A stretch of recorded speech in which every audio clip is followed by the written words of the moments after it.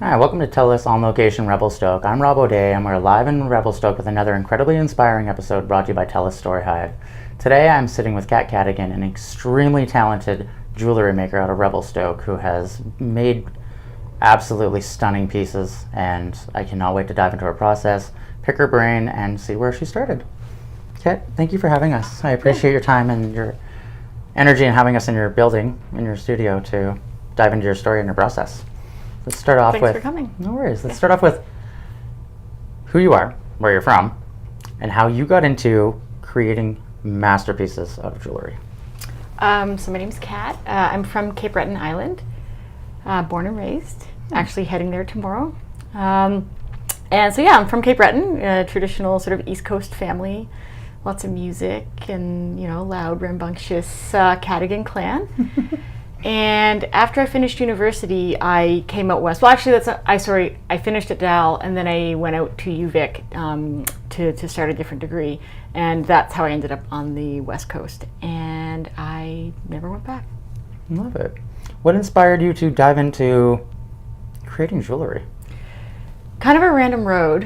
So I was in university. I had finished at Dal. I came out to UVic.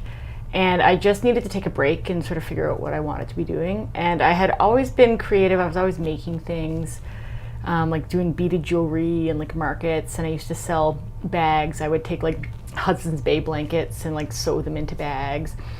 And I decided that I wanted to take a break from university and I wanted to go traveling. And I was a tree planter. And I used tree planting to sort of like fund my education and things. And so after tree planting 1 year, I decided I was taking a break from university and I wanted to go to India and I wanted to buy gemstones and make jewelry. This was my like plan. And this was like 20 years ago now. So I finished my tree planting season and I bought a ticket and I flew to Delhi and I landed in Delhi alone at midnight, having never traveled. I mean, I hope my children don't do this to me. And so that was an experience. I think it took me 3 days to be able to leave my hotel. I found it was so overwhelming and intense, and because this was like the internet was still new, and it was a friend of mine said, if you get to India and it's too intense, go to Nepal. And so I quickly identified that India at that time was just I had bitten off more than I could chew, and I was like, Ryan said go to Nepal. So I booked a flight to Nepal and did a month-long sort of trekking trip through Nepal to ease myself into things. And then I did this Sonali border crossing sort of into Varanasi, into India, and then hit the ground running. And after Nepal warmed me up, I was ready for India. So then I just started traveling through India, and there's gemstones everywhere. Like there's so many gemstones in India all over the place. But I ended up in Jaipur, which is sort of like the epicenter of like gem cutting in the world. And it's every street is gemstones. And I just started buying gemstones, and I would like line them up at night in my little hostel rooms. And so I was doing this. I just started like hoarding gems. And then finally I ended up in Pushkar, and in this like little back alley I saw like Ravi's School of Jewelry.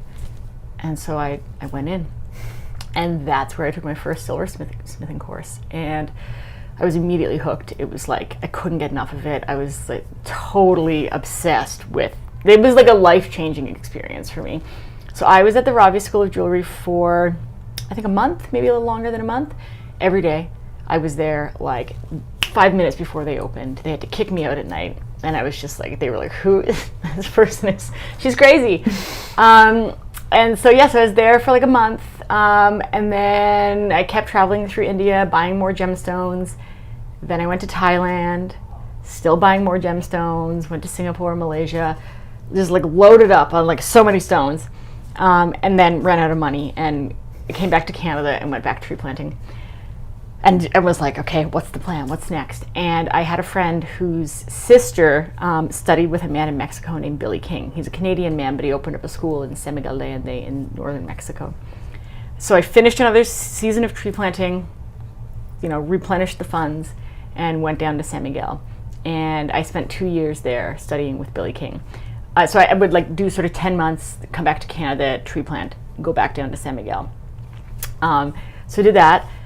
And then following my 2 years studying with Billy, I came back to Canada and I moved to Nelson to go to the Kootenai School of the Arts. And so I did, because I had 2 years with Billy, I did the last year of their program. So I graduated from the Kootenai School of the Arts with a jewelry making diploma. And I was in Nelson for a year, but then I got attracted, to the mountains of Revelstoke. And I had a friend from jewelry school who at the time was living here, and she had a studio. So I came to Revelstoke and have been here ever since. And maybe about 10 years ago, I had the opportunity to go to Shanghai to teach silversmithing. Through Selkirk College, they had a program, like a teaching exchange program. So I applied and I got accepted, and so I went to Shanghai and taught silversmithing to high school students for a semester. And I'm not a teacher, and I was not ready for the dynamics and the relationships and the fighting and I was like, oh my gosh, these are just like high school kids, And anyway, it was hilarious. I had a translator. Yeah. Anyway, and then, I've done a couple artist residencies in Nova Scotia at the Nova Scotia Centre of Craft Design and the Cape Breton Centre of Craft and Design. And yeah, so I've been traveling and doing shows and markets and things for, the last 20 years. And when COVID hit, there were no shows, there was no traveling, there were no markets, but I needed to make money. And then I was just in here. I used to come to the florist all of the time to buy things and things that I would cast, or just, I don't know, looking for like oddities. And her name was Christine, and we just ended up chatting and decided to split this place. And so I opened up my retail store 5 years ago, sort of right in the belly of the beast during COVID. And here we are. Wow, what a story. Yeah. What an amazing process to go from Canada to Nepal and India and learn how to do silversmithing in India. Mind blowing. It's in terms of silversmithing, Asia just has such rich heritage and history and knowledge and tradition. Right, I've also gone to Indonesia for silversmithing. I love Asia, and I've been many times now, and I get my gems custom cut there. I have a great relationship with a man named Ronak, and he custom cuts all of our gems for us. And I can't wait to bring my children there, but my husband and I have agreed that we can't take the children to India until they have enough body awareness to not get run over, because it's just so hectic. So I have a 3-year-old, so we're probably 10 years out from bringing our kids to India. But I am excited to bring them there, because India is it's amazing. It's just such an amazing place.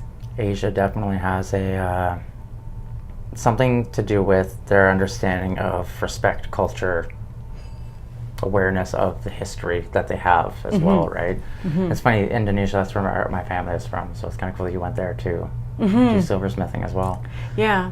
Indonesia is a beautiful one, and to have your stones cut for you in India, do you get to go and pick after?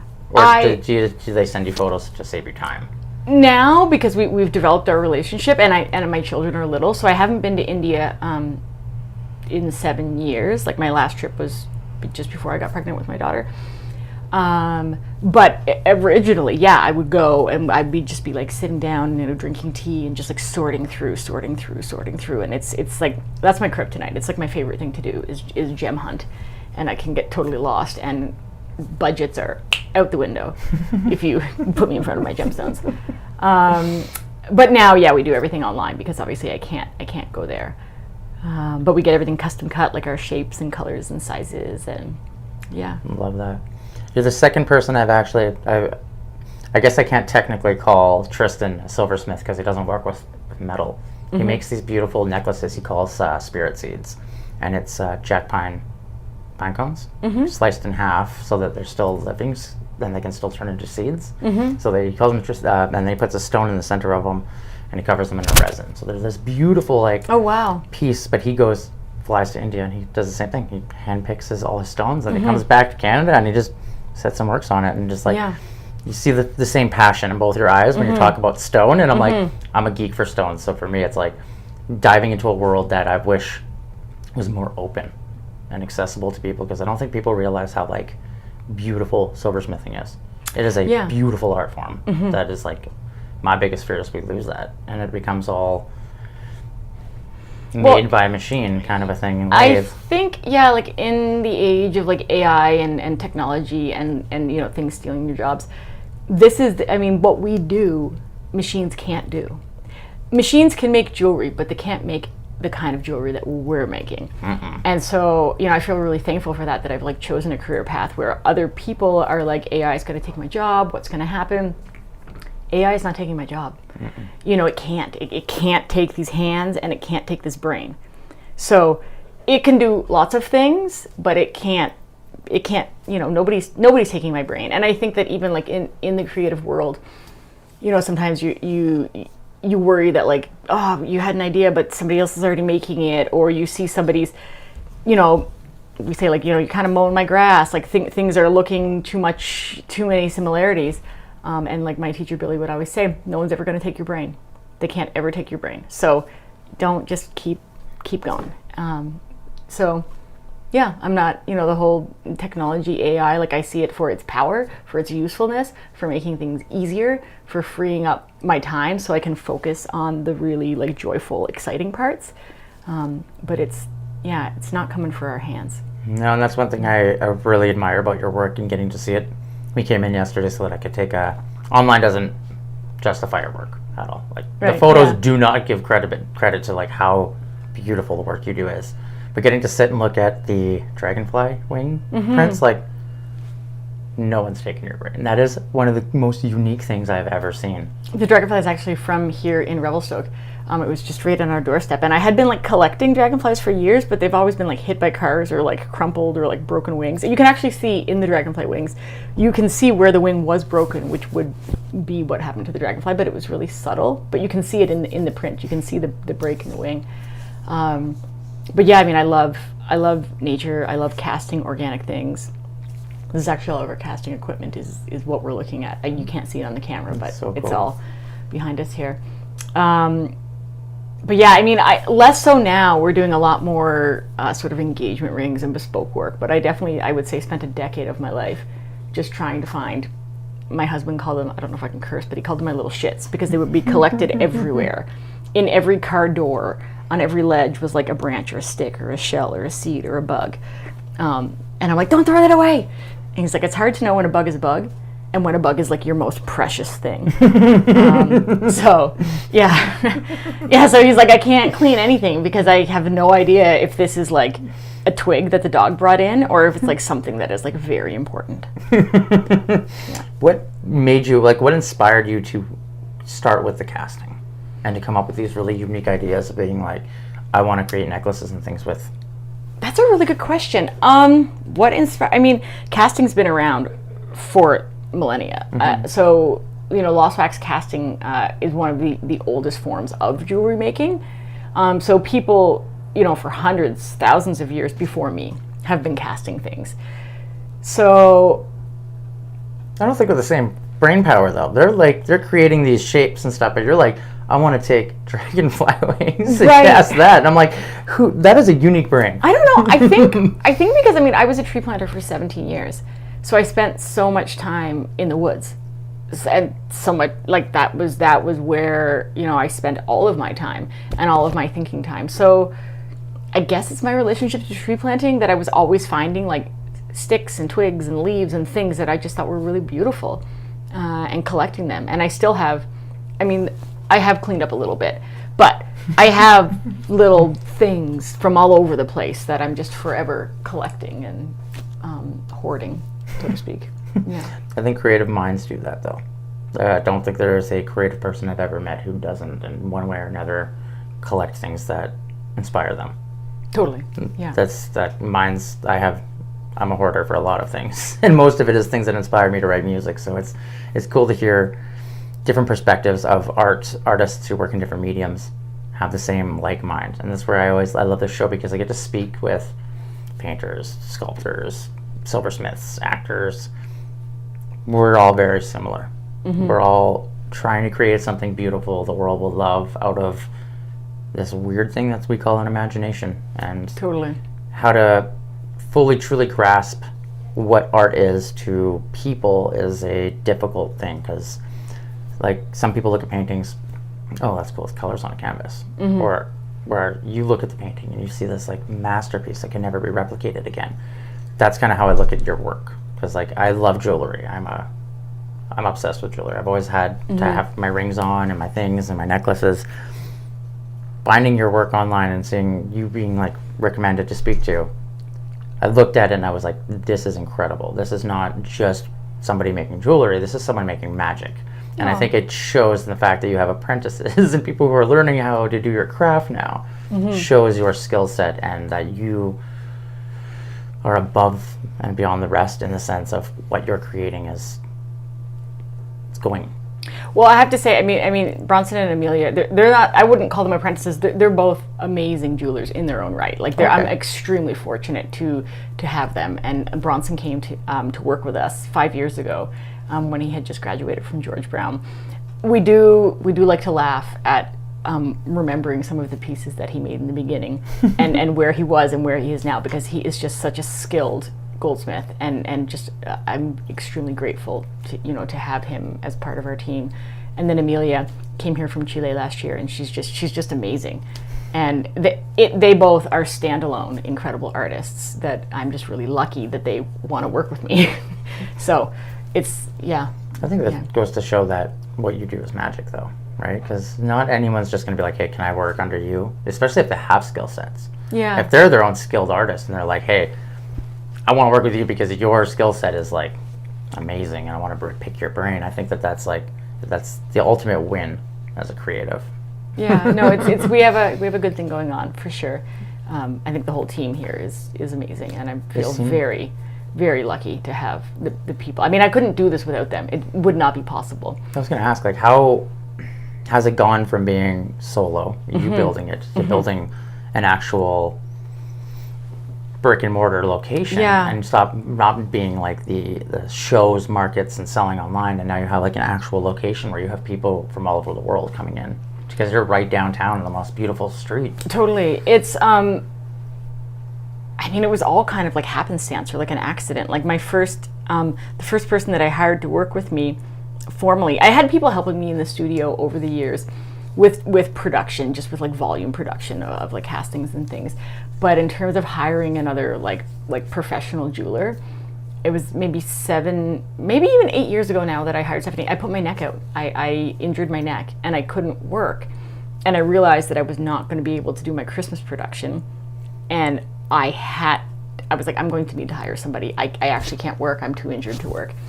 And so I was forced to go looking. And then I had, her name is Stephanie Wood, and who I hired, and she really changed the course of my life and could make me cry. Like, I love that woman so much. Sorry, Steph, you should watch this. Anyway, so I put her a call, and I got this application, and I thought they were lying because it said GIA, graduate jeweler, which GIA is sort of like the Harvard of jewelry school. And so I was like, who's applying in Revelstoke with a GIA? I was like, this person thinks that I don't know. And they can just lie to me. So I called her in fully thinking that she was lying on her resume. And she wasn't. She had just graduated from GIA. She was Australian. She had saved up. It's like $100,000 school, like, wow. And there she was. Stephanie Wood came into my life, changed my life. Love that. Love her so much. That's a cool. So much. You have a beautiful story of like point A to point Z, and it's like, that's why I'm excited to sit down, because like you see your work and it's stunning, and like to be able to sit with the person who creates that, like that's what makes me, that's what like gets me going, because I love hearing stories. I love getting to sit and pick people's brains, and like as a creative to creative, I think those are the kind of conversations that need to be had. We always talk about it. It's because we're the ones who create revolution. And you have a unique style of art that people get to wear for the rest of their lives. Like engagement rings, wedding rings, those are very special things that people get.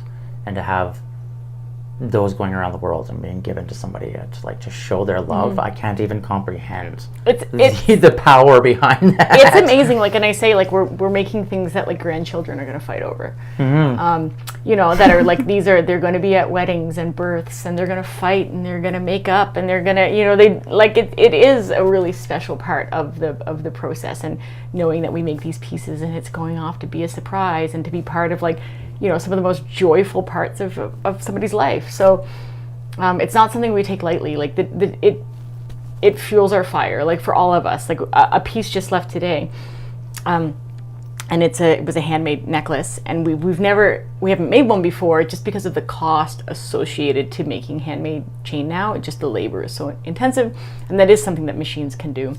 But what we did is we took all of the gold jewelry from it's an anniversary present, and so the husband got all of the gold jewelry from the women in his family, and we took it all apart, and we melted it down and turned it into wire, and we made a handmade gold paperclip chain. So I'm wearing a paperclip chain, but this one is quite a bit heavier, quite a bit more substantial. And we made this absolutely incredible. We priced it out, and we figured it would be about $12,000 to make it, which, I mean, we just don't get to do that every day. Mm-hmm. And this is going to be a surprise for his wife for their anniversary, but it's not just a chain. It's all of the gold from all of the women in the family that have come together to make this chain for her.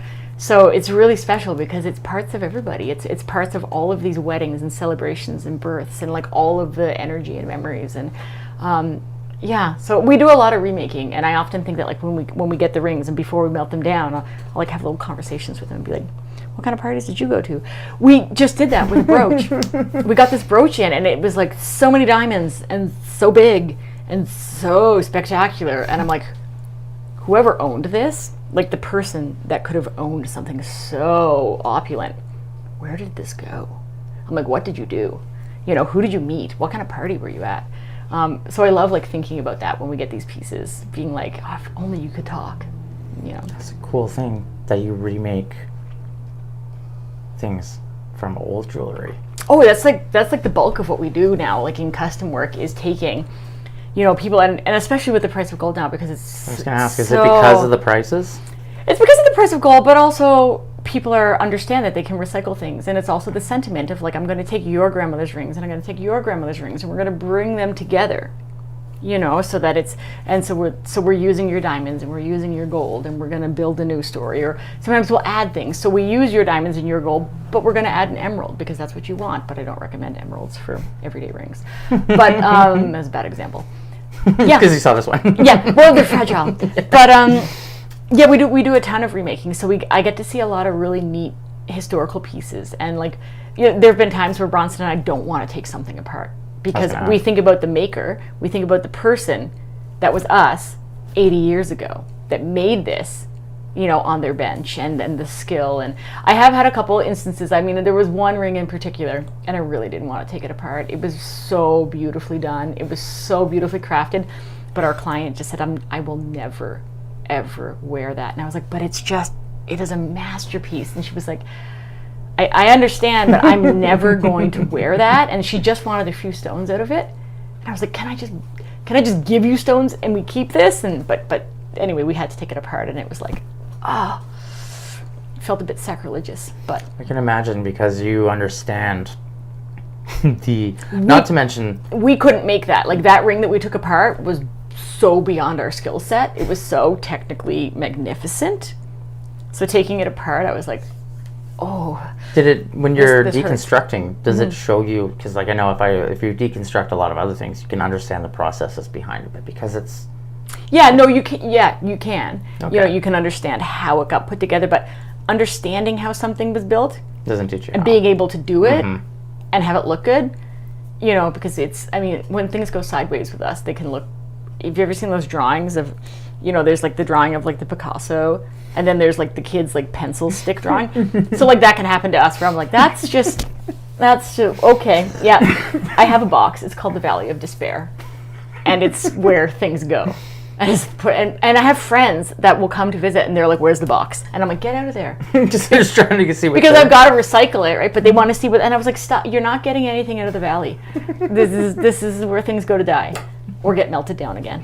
But the world doesn't get to see the doozies a lot, but they exist.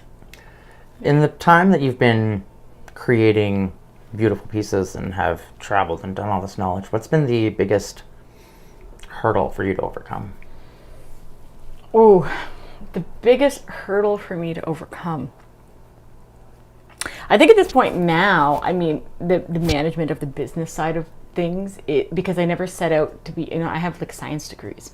I never set out to be an entrepreneur or a business person. So just understanding running a team and being a good employer, and that's the part that doesn't come naturally to me, like the business side of things, keeping things organized. And I would say that's been the steepest learning curve. Yeah. Fair enough.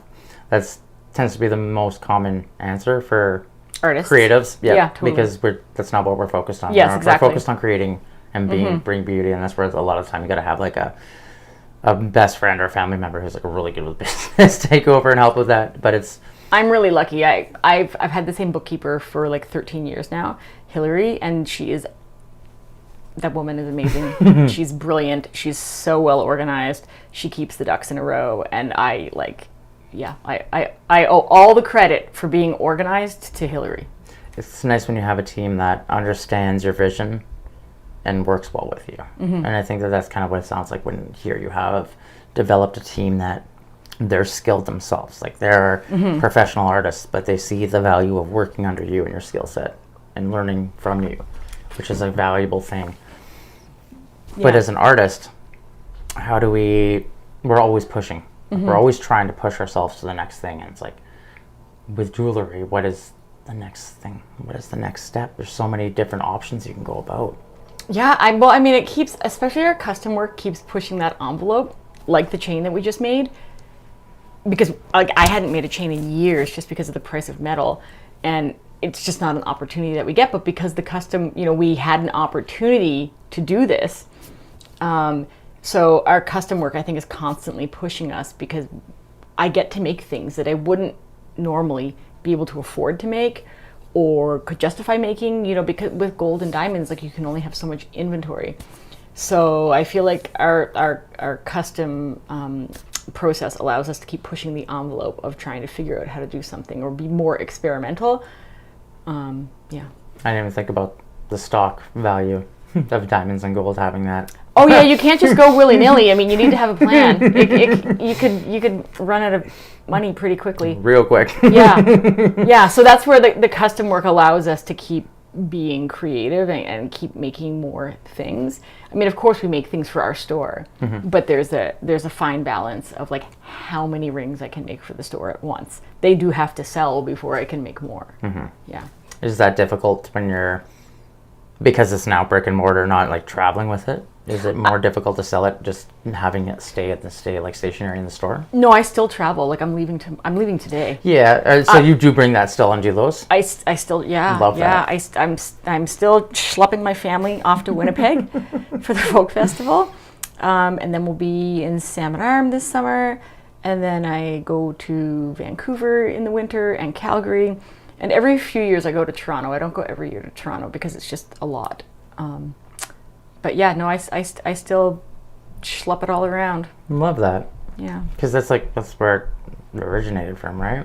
Totally. I mean, I'm a little tired now. It's a lot. The shows are a lot. I mean, that's why I only go to Toronto every couple of years, because it's just 10 days in a convention center is hard on the soul. And it's too long away from my children. They came with me when they were babies.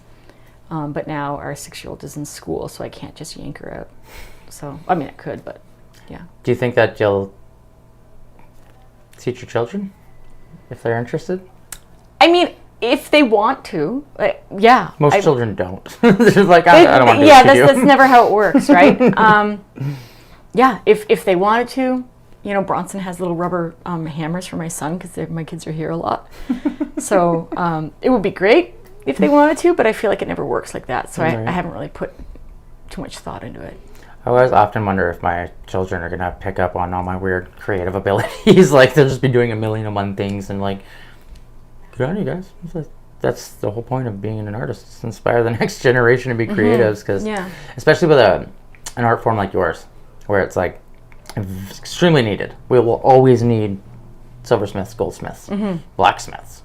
We'll always need smiths because, like you said, they can't be, the level that you're making cannot be replicated by machinery or AI. It has to be done by hand. It has to have that eye, that skill factor from somebody who understands not only how the gold works, how the silver works, and how the stones work together to computers won't understand that. It can get to a certain point, you know, like they can do a lot, but they can't. Yeah. With like engraving and like you can see them taking that, but there's a soul to what you guys create, and you can see it when you're looking at your pieces. That like every individual ring that is in that case, in those cases, it's like you look at them, and there's a soul because there's human put into it. Totally. And that's what I love. Even the boxes.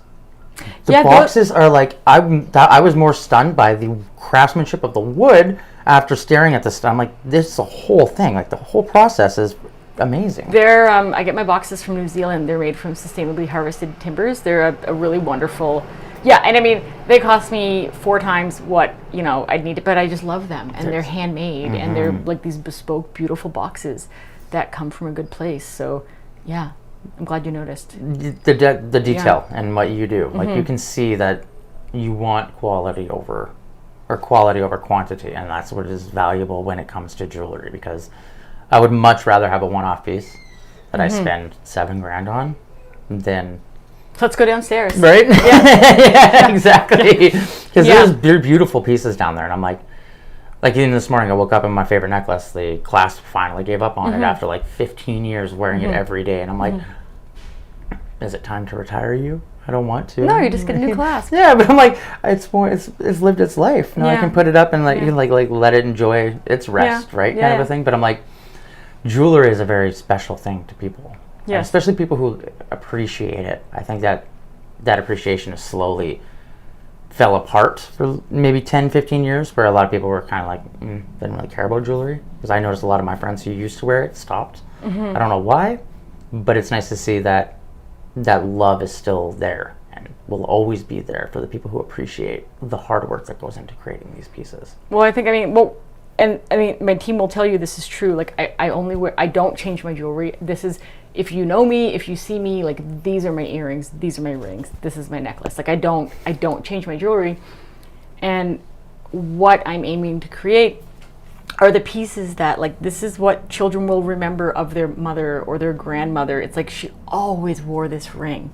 She always wore, not that, I love fashion, but it's having the pieces that is like, this is like sort of like woven into the fiber of the memory, like this is what I think about when I think about my grandmother. So it's funny because we were doing an interview yesterday and we were speaking that we had told them that we were going to come interview you, and then showed us her hands and she had 3 rings on from you, and I was just like, this is why I love Revelstoke. Yeah, it's an amazing community. There is something magical about here that I've never felt anywhere else. And the community, like, we were just joking with Jacko when we were interviewing him that there's like 10 to 12,000 people here, and maybe 8,000 of those people are creatives. Totally. Yeah. It's a very passionate and skilled town, for sure. That's a really unique thing to see too, that like this is where you ended up with such a skill set.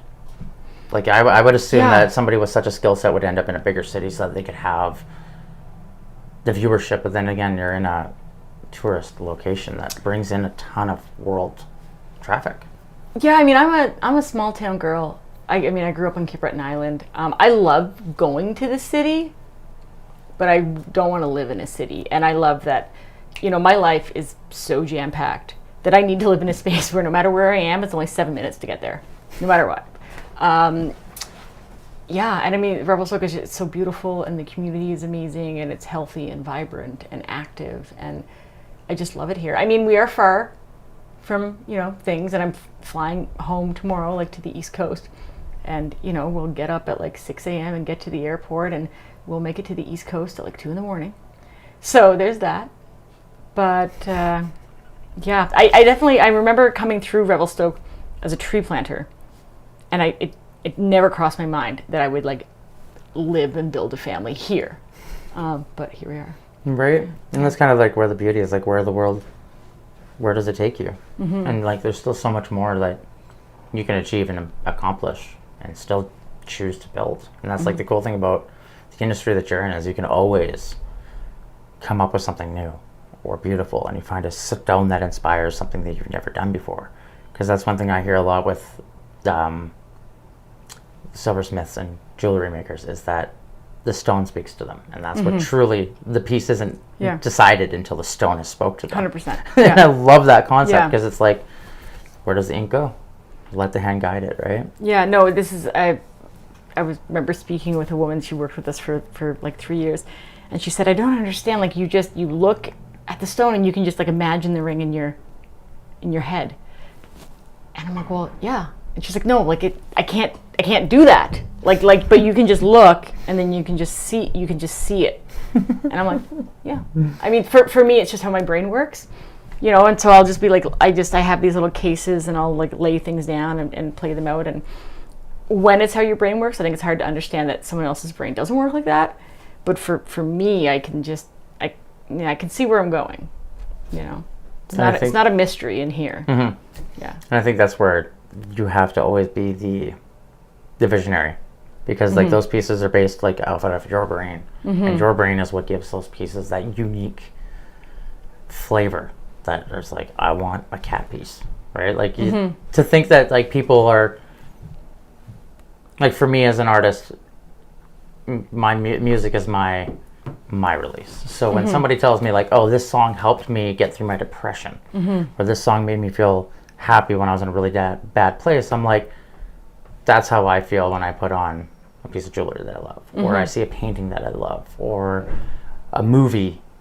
Like, music moves me in ways, but other art forms are kind of, as I get older and I go through becoming a parent and like life experience that really changes you, I'm realizing that music is becoming more of a back burner for me in the arts industry, and I'm starting to appreciate all these other forms of art that I've never truly given the time of day as to what skill set and value comes from it. And that's where this show is very rewarding, because I get to speak with people like you who have these incredible stories, like, oh, I got to travel India and I got to pick rocks from India and I brought those back, and then I started making jewelry, and 20 years later I own a business and I'm traveling. Like, do you think before you booked that trip to India that you'd be where you are today? Oh no. No. I could never have imagined that this is where or how things would go. It was definitely sort of like a woo.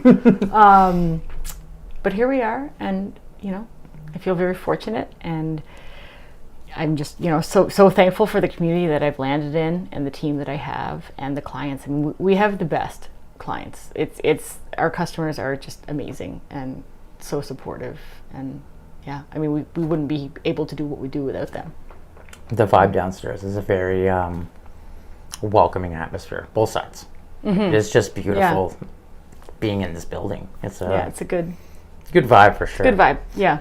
What has been, to this date, what has been one of your favorite pieces that you've built? Oh boy, my mom has a necklace, and it's kind of like it reminds me of an Inukshuk.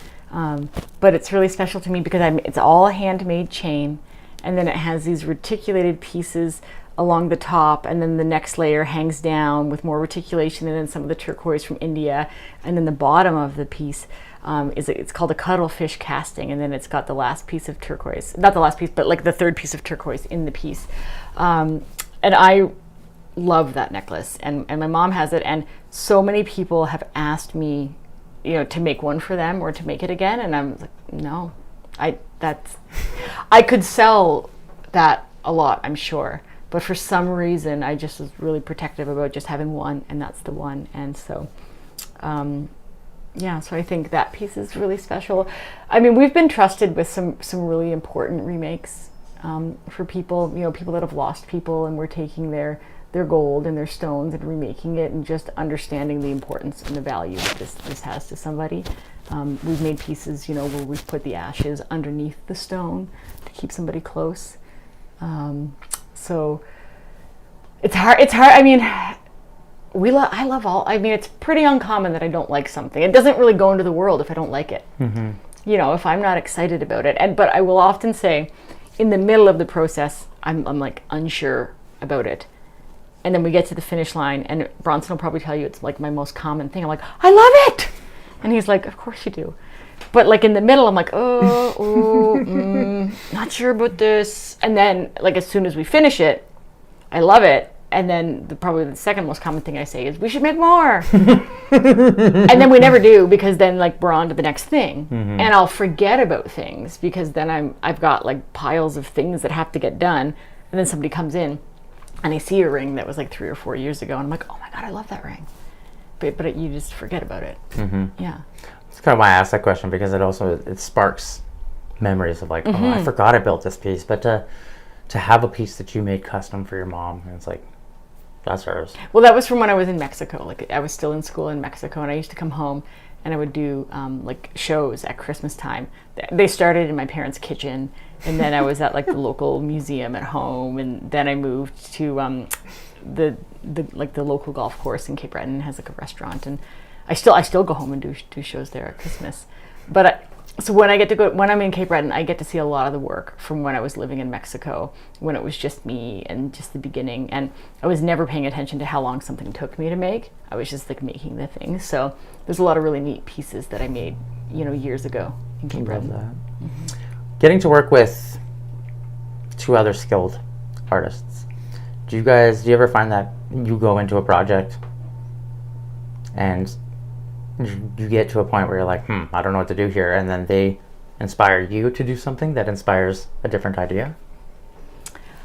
I mean, the working relationship, for us is really like, so I come with the ideas, or I have the recipe, right, of what we're going to do, and then it's like they're doing the cooking, right? So it's like I'm buying all the ingredients, and then they're cooking. But yeah, there's a lot of back and forth. Like if I can't figure this out, or I don't know how am I going to make that attach, or what am I going to do? So there's definitely a lot of like, well, what if we did it like this? Well, I don't know. Well, what if we did it like this? And especially like with the bracelet or with the necklace that we just made, the handmade chain, Bronson did a bunch of trial and error, like mock-ups, just to figure out like how to make the links and what they would look like. And I didn't ask him to do that. I just came one day and he was like, okay, I did these 3 samples, and I tried this, and I tried this, and I tried this. And I was like, okay, let's go this way. What happens if we do this? Okay. So there's a lot of like back and forth for sure. I love that. I ask because it's very weird as an outsider to see multiple people working on it, but it makes sense because there's time. It takes a while to do pieces, but also the physical aspect of having to get it done. It's easier if you can just delegate things out. You don't have to focus on it all the time. But it's also very cool because it's like you said, he suggests these ideas, and then it kind of like works, and you're both playing off of each other, and all of a sudden you come up with this masterpiece, and you're like, well played. We did it, right? Story checks out. Yeah, and that's kind of like, I like that because that shows that there's like not only do they trust you, but you trust them. And that is a beautiful, beautiful like symmetry between having people work together, which is something that doesn't really happen in the arts. A lot of artists are very like solo, unless you're a musician or a collaborative painter. Like usually artists work together, or don't work together. They work by themselves. So it's beautiful to hear that there's a team that you blend well with. Yeah, I mean, at this point in my life, this wouldn't exist without my team. Like, it's just not possible. I don't have the manpower, the bandwidth, the skill set. I just can't. It just wouldn't happen. Because of how much you have to put out. Like, you guys, just for the custom work? Oh, just for all of it, the production work, the custom work, just all of it. Even like the ring sizings, the repairs, the whole, the whole part. I mean, all 3 of us work full time.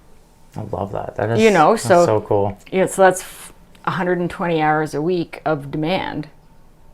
Which is mind blowing because you're just in Revelstoke. Totally. So to think like that you guys are full time, 3 of you are working full time, pumping out these beautiful pieces and fixing things is like, for me, it's mind blowing. And they'll tell you it gets hectic. I can imagine. Where we're like trying to, well, like now it's year end, we're counting things, but like trying to get, like, we've got deadlines and weddings and things, and it's you don't want to come here the week before Black Friday when it is just pedal to the metal. Wouldn't even thought about that, right? Yeah. Oh yeah. No, it's people don't realize the industries. They just see like, oh, she's got a shop. She makes beautiful jewelry. Must be doing good. And you're like, we're stressing. Like we have so many deadlines and like So many deadlines. that's the reality, right? Yeah, so many deadlines. Yeah. I bet it becomes difficult because especially when wedding seasons, it's seasonal. Basically, most people want to have their weddings in the summer, fall, or spring. Yeah. They're not looking to do it in the fall and the winter. So I can imagine that there's a crunch time. Yeah, ours is like a bit backed out because people do understand that, like, as a general rule, we're 4 to 6 weeks on our turnaround time. That's wicked fast, though. But that's a pressure cooker for us. Like that is like, and so we're fortunate in that way that people do understand that it's not immediate. Or yes, this is only going to take 8 hours, but I don't have 8 hours to give to that project for 6 weeks. My 8 hours are completely booked for the next 6 weeks. And keeping all of that, everything organized, is well, now we have whiteboards and calendars and things, but yeah. I can imagine that it becomes a little it can be overwhelming sometimes. And is that where like the trips kind of help because you get to take a step away from the shop and focus on going back to like almost the original? This is the day before well, no, not the day before. I'm leaving today, so it definitely feels like I'm in a gauntlet. Once I get to Winnipeg, and I've unpacked and I've set up and everything's out, and I can like sit back, then it's fun. But getting to Winnipeg, it's like, what did I forget? And some things I'll realize halfway to Winnipeg and be like, oh, okay, and and then other things, because it's inevitable. You're always going to forget something, and you're like, dang it. But again, now, I mean, my team is so amazing, and Jennifer, did all the packing for Winnipeg, and is just, I probably won't have anything missing this year because I didn't pack it. It's not missing because Jennifer made sure it's not missing. See, like, that's amazing. Yeah. Like, totally. To get to a point where you're just like, we just want to see you succeed. Yeah. We love what you do, and we like you, and we're gonna do it, and that's all that matters to us. And I think that is like what every artist, when we're building our own team to help us to push the dream that we're building, needs, and we don't ever find. So it's like really inspiring to see that you've managed to find such good, dedicated people that are like, this is what I want to do. Yeah. No, I'm like, don't leave. I love you. Don't leave. With so much on the go, do you think that you'll ever push the barrier and maybe try to dive into other markets within the jewelry industry? Like, do you mean in terms of selling in other stores, or? Yeah, more or less getting your work out into different regions, maybe. I do. I mean, we do sell in stores all across the country. Okay, cool. So. Is that difficult to get them across, though? Yeah, I mean, it's hard to cut through the noise, right? Like, there's a lot of jewelers and there's a lot of jewelry lines, and we offer there's a lot of competition, I think, at a more sort of mass-produced sort of volume level, which is not what we do. And so it is hard to get those wholesale accounts because we are a higher price point, because we offer a more premium product, and people don't necessarily understand that, and they haven't seen our work before. So when I'm contacting a store saying, hey, I think that our work would do really well with you, we are more expensive than things that maybe look similarly. But once people buy our work or they become familiar with it, they're like, okay, now I understand. This is going to last forever. And I'm like, this is going to last forever. So we do wholesale, and we do sell, across the country. And I go all the way to Cape Breton for shows. So I do shows in Vancouver and Calgary and Toronto and Nova Scotia. So I feel like I'm pretty maxed. I was kind of wondering, that's like how it works in the industry about getting into other, like, I don't want to say bigger retailers, but like different people who mass sell this jeweler, this jeweler, this jeweler. Yeah, I don't. Right now, I'm pretty happy with like the scale and scope of things. I don't want to go to like that next level. Like, well, we don't have the Bay anymore, but like like going to that level is not. That wouldn't like fill our cups with joy. Yeah. Like, I think if I told Bronson and Amelia that they had to make 300 of something, like that wouldn't go over very well. No. Nobody wants to do that. No, that's the understanding. Like, that's why I asked the question, because most people are instantly, when they hear entrepreneurs, like, oh, we got to expand, we got to grow, we are growing, but our growth is focused on a more like bespoke, one of a kind, sort of. That's where we are growing, but I don't. My growth is not in volume. Yeah. My growth is in quality. And that's kind of what I like is like you're doing all these custom pieces, which nobody can replicate.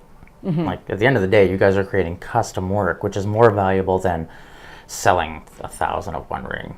Yeah, You're making these one-off pieces that, like you said, are going to be, there's going to be family members fighting over those at the end of the day. And that's like, to me, that is the coolest accomplishment as a person who creates art, creates something.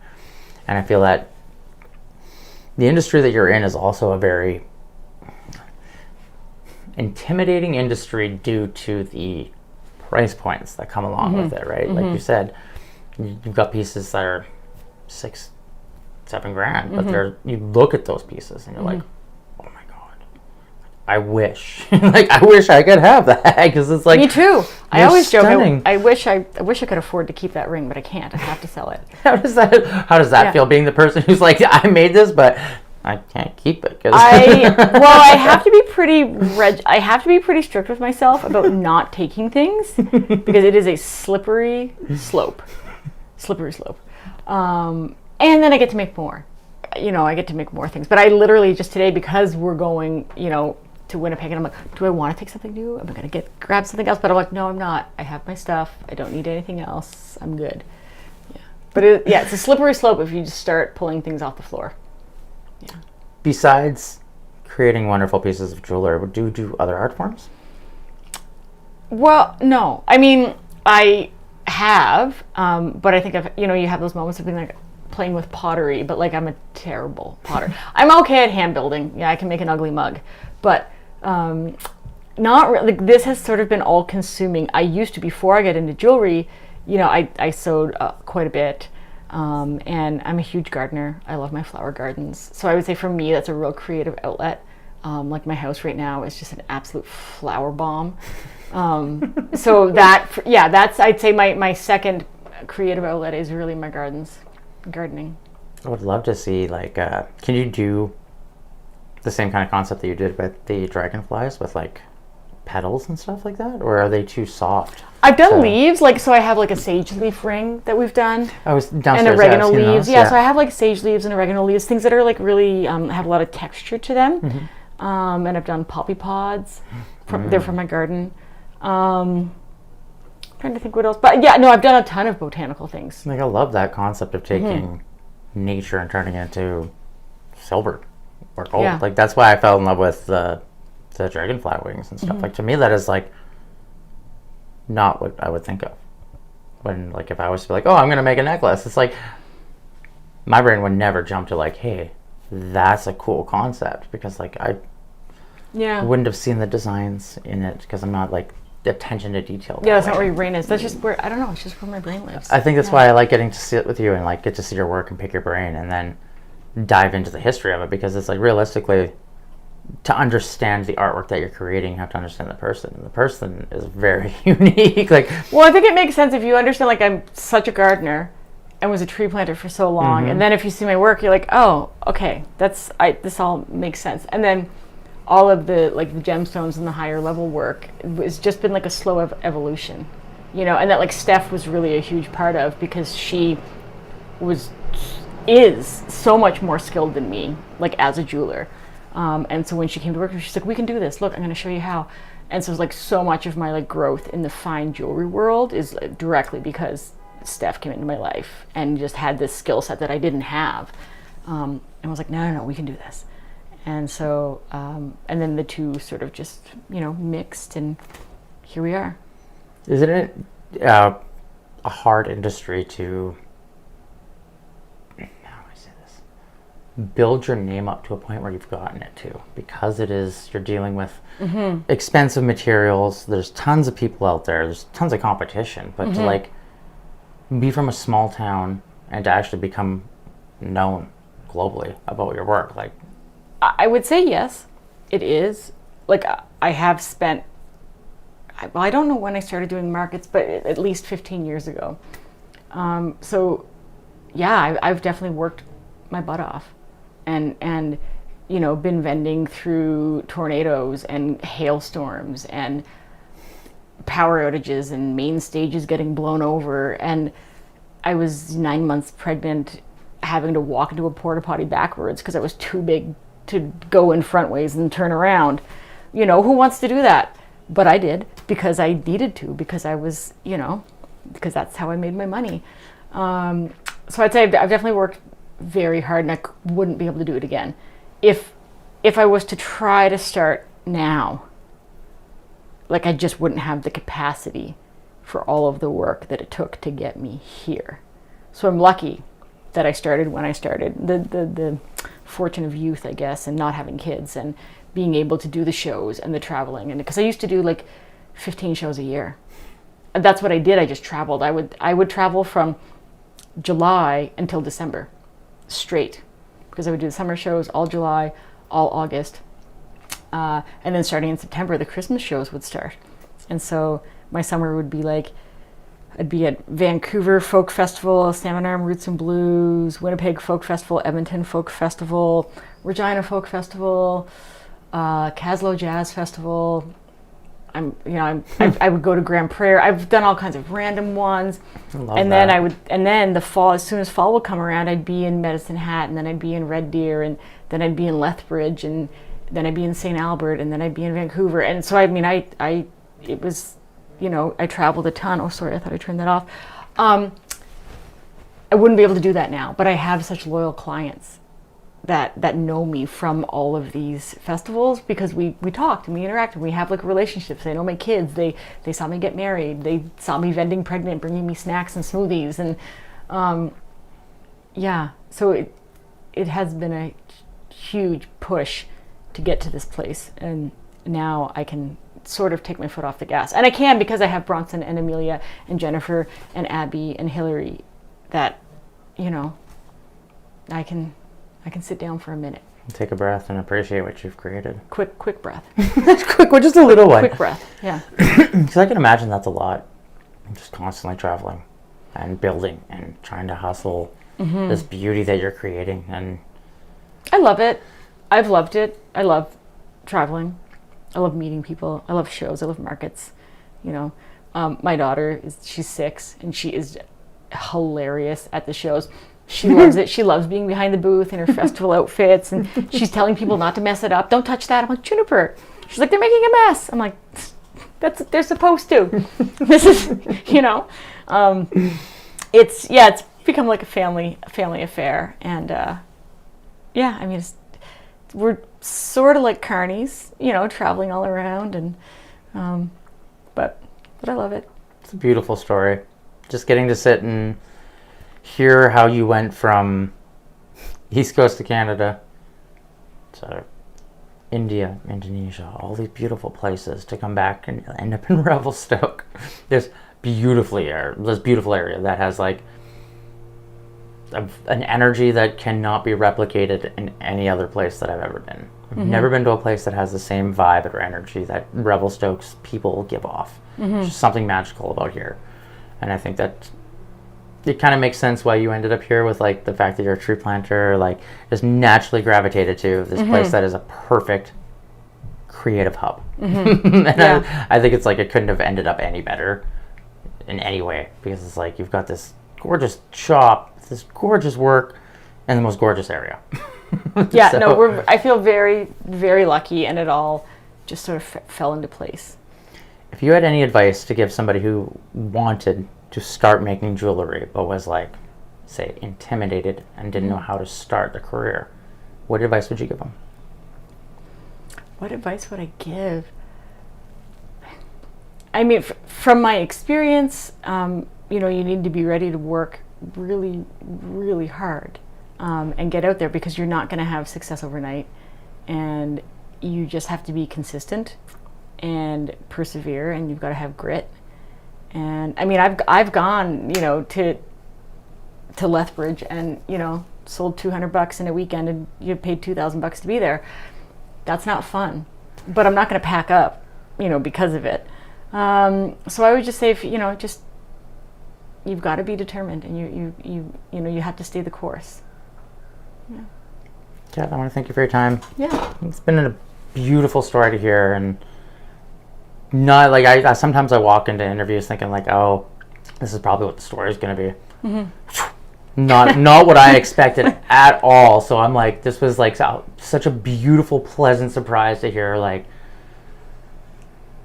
the history. It's amazing when I get to meet people who have traveled the world, took beauty from regions that most people haven't even been to, took a silversmithing course in India and ended up becoming a world-renowned silversmith out of Revelstoke. Is just mind-blowing to me. So I want to thank you for your time and for having us in your shop. Yeah, and getting to thanks meet for you. coming. Yeah. And if you'd like to be a guest on the show, there will be a QR code at the bottom of the screen that you can scan. It'll take you to a form that you can fill out, and we will be in touch with you. From everyone at TELUS Storyhive, I'm Robb O'Day, and we will catch you guys next time.